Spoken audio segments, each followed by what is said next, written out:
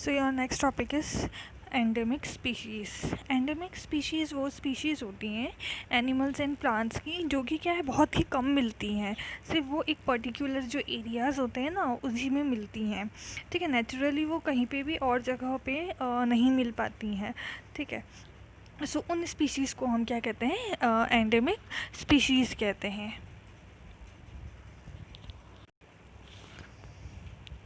सो जो endemic species होती है ना, a particular type of animal और प्लांट में be endemic to a zone और स्टेट और अ कंट्री।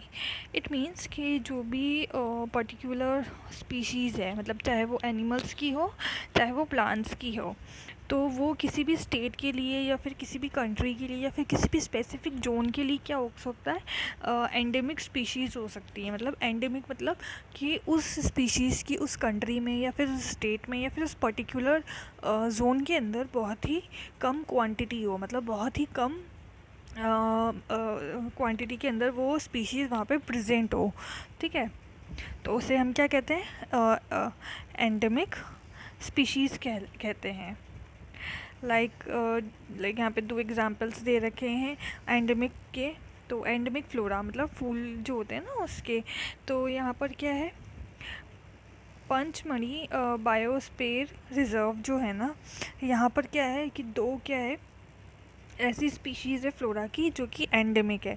वो स्पीशीज़ कौन कौन सी है, एक तो ये है साल एंड वाइल्ड मैंगो। ठीक है, तो ये दो स्पीशीज़ जो है ना ये यहाँ पर क्या है, एंडेमिक है, मतलब बहुत ही कम मात्रा में यहाँ पर मिलती है ये। ठीक है, सो यहाँ पर क्या है, bison, Indian giant squirrel and flying squirrel are endemic fauna of this area. ठीक है, सो यहाँ पर बिसॉन जो इंडियन जाइंट स्क्वेरल होती है और जो फ्लाइंग स्क्वेरल होती है ना, वो यहाँ पर एक एंडेमिक फोना है। फोना मतलब जो एनिमल्स जो होते हैं ना, वो तो उनकी स्पीशीज़ दे रखी है जो कि बहुत ही कम जो है स्क्वेरल्स ऐसी होती हैं, जो फ्लाइंग स्क्वेरल जो होती हैं वो बहुत ही कम होती है। और ये क्या है, इस पंचमढ़ी बायोस्फीयर के अंदर ही मिलती हैं ये, और कहीं नहीं मिलती हैं।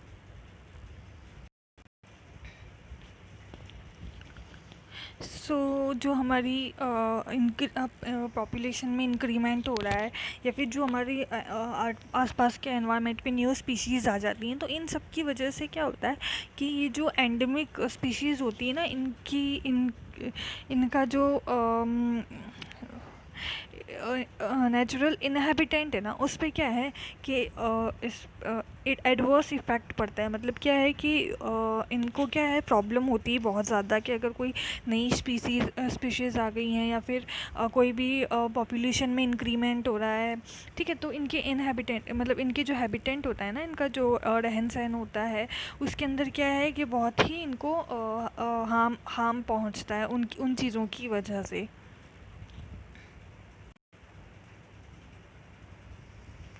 इसलिए इन स्पीशीज़ को क्या है कि एक पर्टिकुलर एरिया में रखा जाता है। जिस तरीके से यहाँ पर आपने देखा है कि पंचमढ़ी बायोस्फीयर के अंदर इनको रखा जाता है, तो वहाँ पर ये क्या है, प्रोटेक्टेड रहते हैं। ना यहाँ पे स्पीशीज़ की एक डेफिनेशन दे रखी है कि स्पीशीज़ होती हैं क्या है। तो स्पीशीज़ क्या होती हैं कि एक group of population in which capable of interbreeding.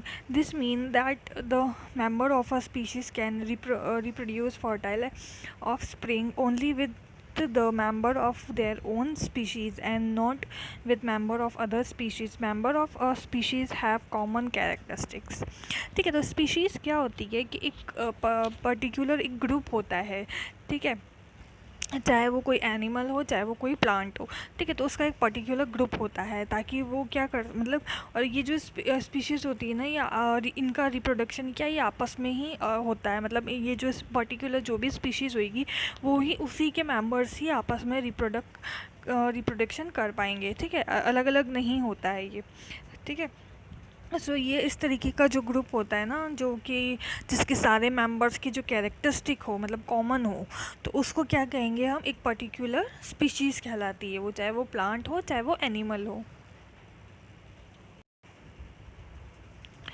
Now आपका आता है वाइल्ड लाइफ सेंचुरी। ठीक है,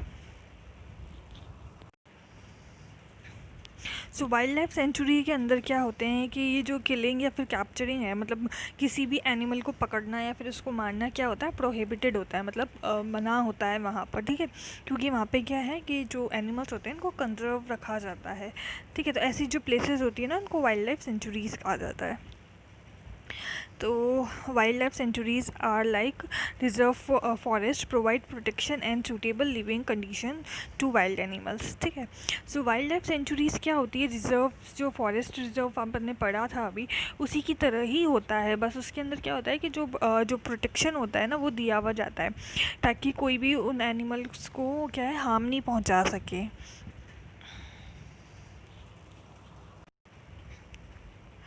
ठीक है। सो यहाँ पर जो वाइल्ड लाइफ सेंचुरीज़ होती है ना, उसके अंदर जो पीपल्स रहते हैं, मतलब जो भी लोग रहते हैं उस एरिया के अंदर, तो उन लोगों को क्या होता है, अलाउ होता है, ठीक है। बाहर को नहीं, बाहर के लोगों को नहीं, उन लोगों को अलाउ होता है कि वो जो लाइक ग्रेजिंग करवा सके अपने एनिमल्स को, ठीक है। तो या फिर प्लांट्स जो हैं, ठीक है, वो कलेक्ट कर सके जो भी उनको नीड होती है जिन प्लांट्स की, या फायरवुड्स हैं, मतलब लकड़ी जो है जलाने के लिए उन उसकी ज़रूरत है, तो वो उनको वहाँ पे उनको अलाउ होता है ये सब करने की।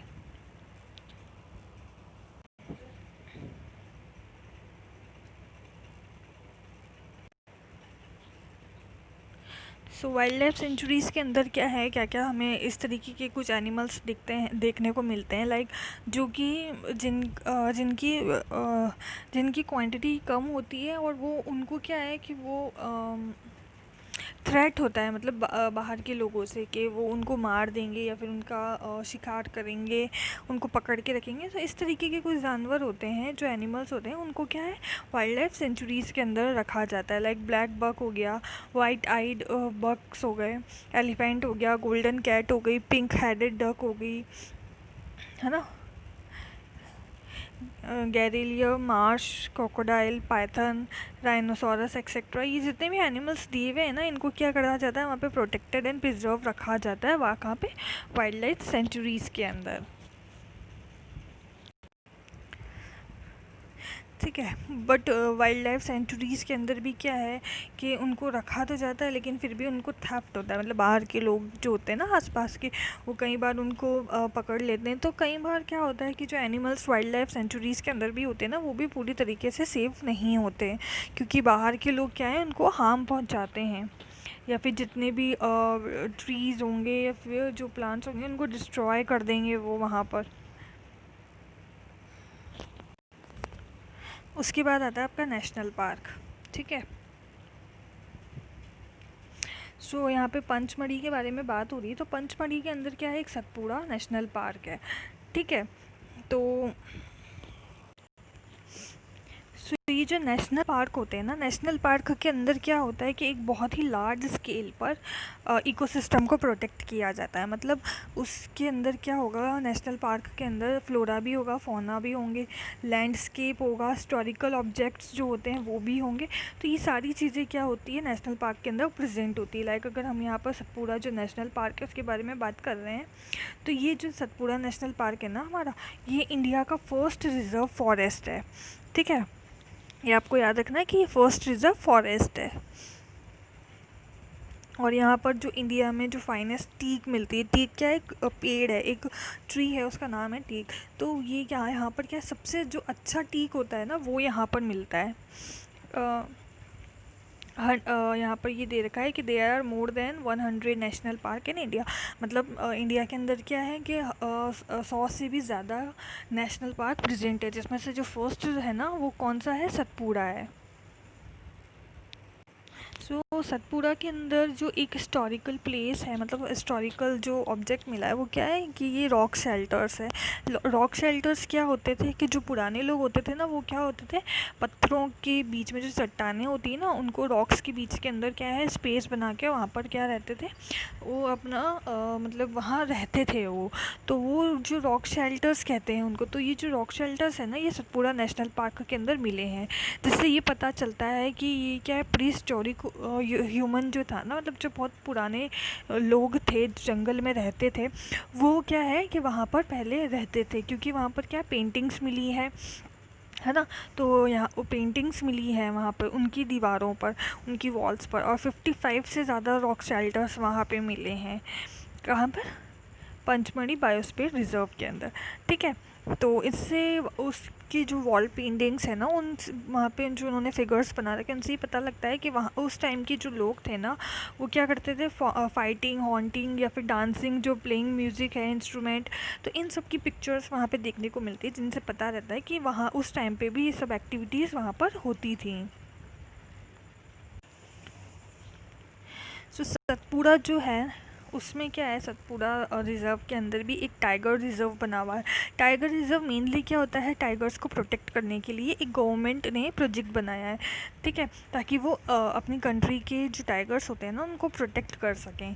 तो वहाँ पर क्या है, सतपुड़ा रिज़र्व के अंदर उन्होंने एक टाइगर रिज़र्व सेंटर भी, मतलब ये टाइगर रिज़र्व भी बना रखा है वहाँ पर, ताकि वो क्या कर सकें, अपनी इंडिया में जो टाइगर की पॉपुलेशन है ना, उनको उसको मेंटेन करके रख सकें, ताकि जो टाइगर्स की पॉपुलेशन है वो कम ना हो।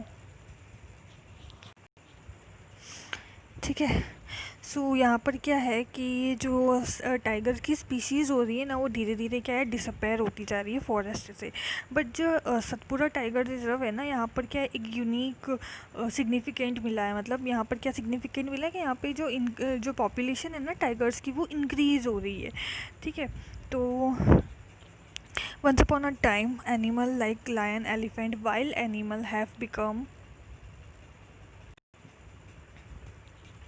become difficult because of disturbance in their natural habitat। तो एक टाइम ऐसा था जो ये एनिमल्स होते हैं ना, लाइक लॉयन हो गया, एलिफेंट हो गया, या फिर जितने भी वाइल्ड एलिमेंट्स हो गए, ये क्या है कि बहुत कम हो गए थे।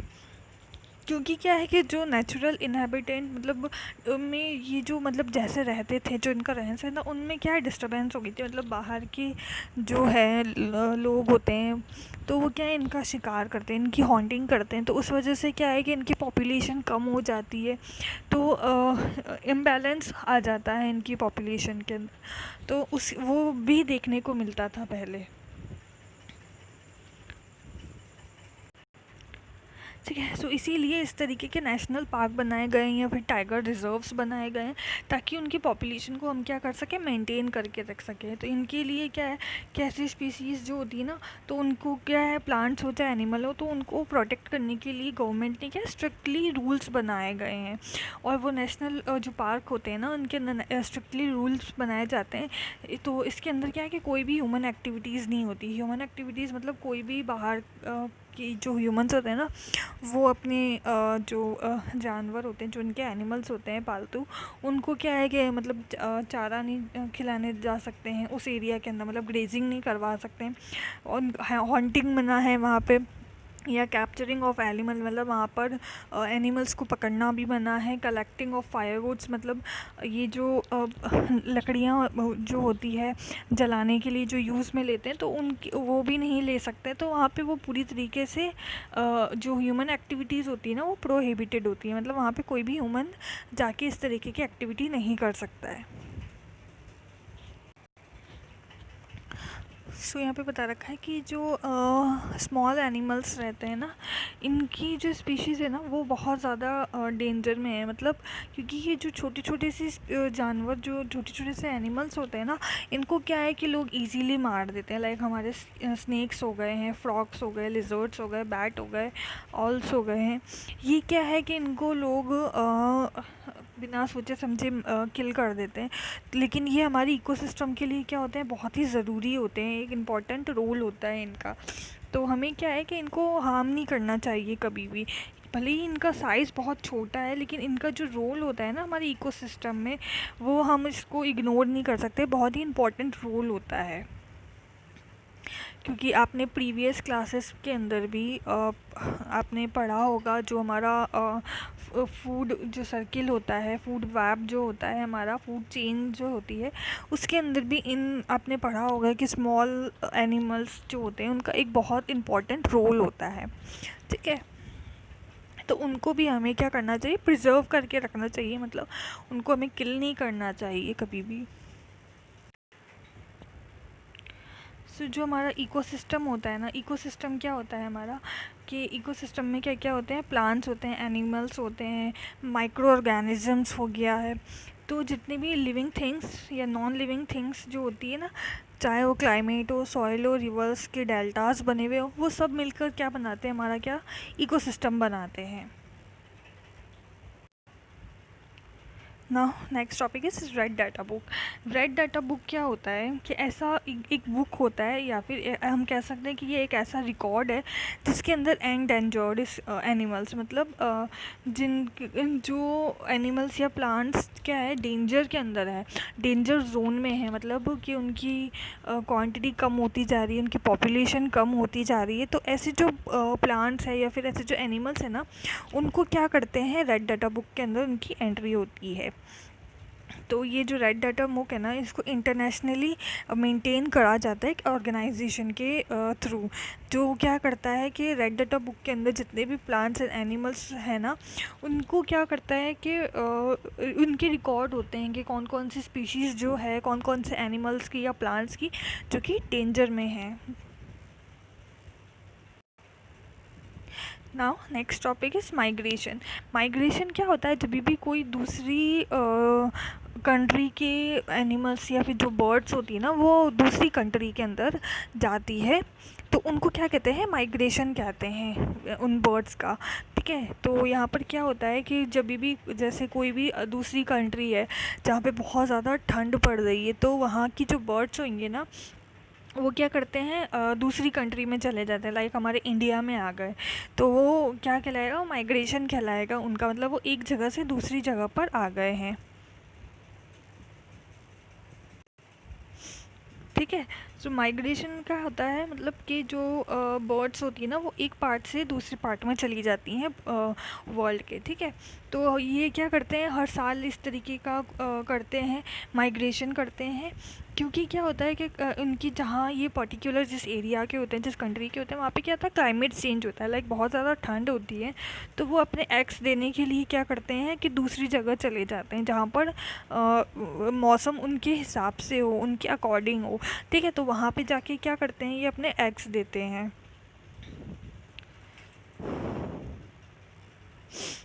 ठीक है, सो ये ऐसी जो बर्ड्स होती है ना, जो कि लॉन्ग डिस्टेंस ट्रैवल करती है एक जगह से दूसरी जगह पे, तो उनको क्या कहते हैं, माइग्रेशन कहते हैं। ठीक है, तो ये जो बर्ड्स होती हैं जो एक जगह से दूसरी जगह माइग्रेशन कर रही है, उनको क्या कहते हैं, माइग्रेटरी बर्ड्स कहते हैं। ठीक है, नेक्स्ट टॉपिक है recycle of paper. Recycle of paper मतलब जो भी हम पेपर्स यूज़ में लेते हैं ना, वो क्या है, हमारे पेड़ों से ही, हमारे को ट्रीज़ जो होते हैं उनसे ही मिलते हैं। सो जितने ज़्यादा हमें पेपर की नीड होती है, उतने ही ज़्यादा क्या है, ट्रीज़ भी कट करने पड़ते हैं। तो इसीलिए जो रिसाइकलिंग ऑफ पेपर है ना, वो की जाती है, मतलब जो पेपर एक बार यूज़ में आ चुके हैं, जो वेस्ट है ना, उन्हीं को दोबारा रिसाइकिल करके यूज़ में लिया जाता है, जिससे ये क्या है कि हमारे फॉरेस्ट हमारे को काटने नहीं पड़े। ठीक है, सो यहाँ पर क्या है कि जो पेपर्स होते हैं ना, पेपर्स बनाने के लिए हमें क्या करना पड़ता है कि 17 फुल ग्रोन ट्रीज़ जो होते हैं ना, मतलब पूरी तरीके से ग्रोन जो ट्रीज़ होते हैं ना 17, उनको काटना पड़ता है। कितने, 1 टन पेपर के लिए, मतलब 1 टन पेपर्स बनाने के लिए हमें 17 फुल ट्रीज़ को कट करना होता है।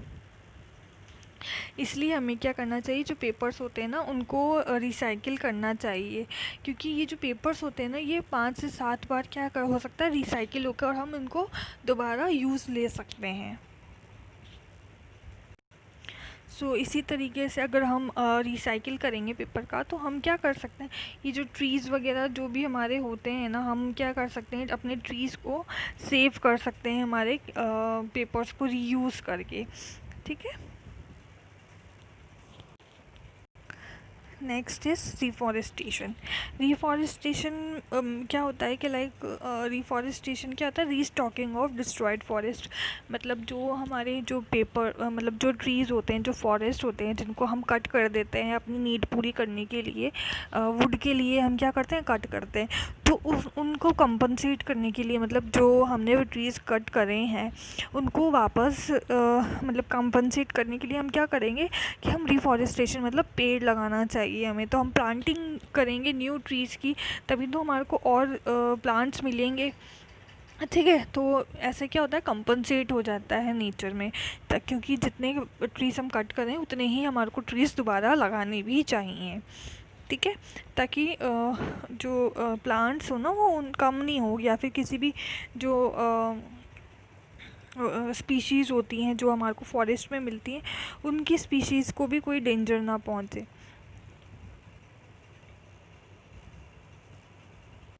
सो हमको नेचर में बैलेंस बनाने के लिए क्या करना चाहिए कि जो प्लांटेशन होता है या ट्रीज़ जो होते हैं ना एक पर्टिकुलर स्पीशीज़ के भी हों, तो वो हमें क्या करना चाहिए, उनको ग्रो करना चाहिए, उनको प्लांटिंग करनी चाहिए उनकी, ताकि जो है कि हम हमारे नेचर के अंदर क्या है बैलेंस बना के रख सकें। ठीक है, तो हमारा नेचर है उसको हार्म नहीं पहुँचे, प्रिवेंट करके हम उसको रख सकें हम। So we have completed your this chapter. Thank you.